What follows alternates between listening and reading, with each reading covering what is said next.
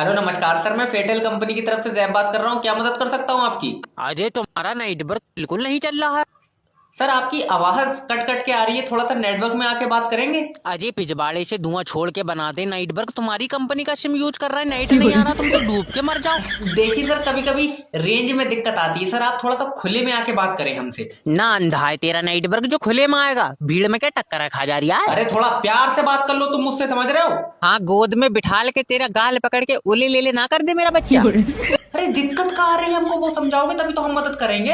अरे किसी को फोन लगाने बैठो तो पहले टू टू टू इतना गुस्सा आता है कि अगर तुम हमारे सामने आ जाओ उस वक्त तो तुम्हारे मुंह पे मूद दे हम। देखो बदतमीजी से बात ना करना तुम हमसे, और तुम्हारे एरिया में तो 5G नेटवर्क लग गया। चूतिया आदमी, जब हमारे पास फोन है 5G नहीं है तो हमका बत्ती बनाकर डाल ले नेटवर्क। ले जाओ उखाड़ के इसको और सिम बंद कर दो हमारी। अरे सिम हम बंद नहीं कर सकते। अरे तो नहीं ठीक करो फिर। ये काम हमारा थोड़ी है यार, वो टीम कर रही है। अजय तो तुम्हारा काम का है। तुमको सेटिस्फाई करने का काम है हमारा, तुमसे बात करने का काम है हमारा। चाचा हमको वो लग रहा है। ये कौन लग रहा है? 100 रुपए ऑडियो कॉल, 200 रुपए वीडियो कॉल, नो डिस्काउंट। उसको छिनाल के